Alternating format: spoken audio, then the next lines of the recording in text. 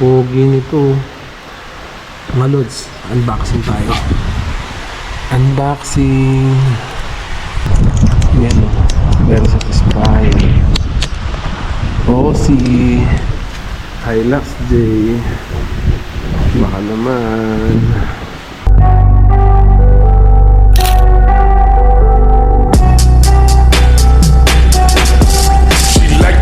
Hello mga lods, bagong video tayo. In this video, set up tayo. Pumunta tayo kay Dr. Joe Off-Road ng Ironman. Tapos magkakabit tayo ng sa Imus. Tignan natin yung shop niya.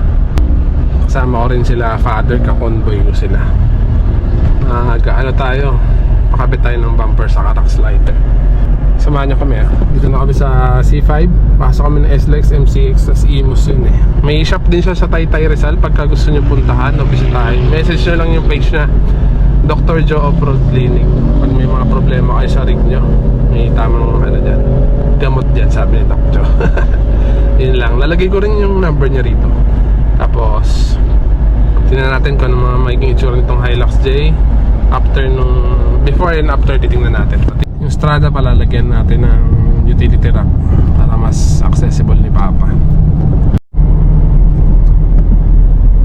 Do not pick up hitchhiker. Yan nga, pag nagpas nyo ng Alabang, pasok na kayo ng MCX, tapos dire-diretso na yun halos. Medyo malapit na, around mga 9 kilometers na lang, 8 to 9 kilometers na lang pagka nakapasok na ng MCX. Sabi tayo, mauna pa tayo kay Doc Joey kasi usapan namin 1 PM. Pero bumiyahin na kami ng 9 o'clock. Yun lang, toll plaza ahead 2 kilometers. Pag nasa Villar area na kayo, ito yun pa-Imus. Tatawid ka lang ng Molino. Itong side na to Molino to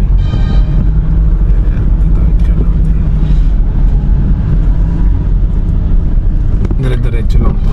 Tapos malapit na to, almost 2 kilometers na lang or wala na. Yan pag nakita niyo yung arko ng welcome to the city of Imus, 3rd district of Cavite. Yan, dito na yan. Before lagyan ng utility rack, picture nyo bago ikabit yung bumper. Before, ito yung bumper nyo ni Kaka. Saka yung before ng wala pang rock slider. Nakakabit na.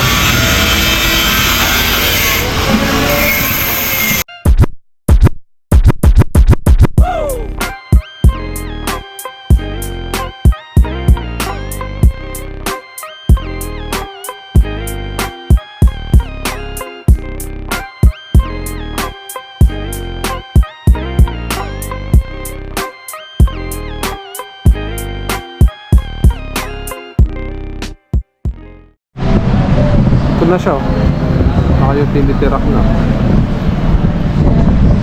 SR performance na bumper, SR performance din na utility rack. Lalagyan na ni Papa ng kung ano-ano to. Ito na siya ayan. Before and after. Diba? Pogi na. Dito ako dadaan sa mga ni Bayo.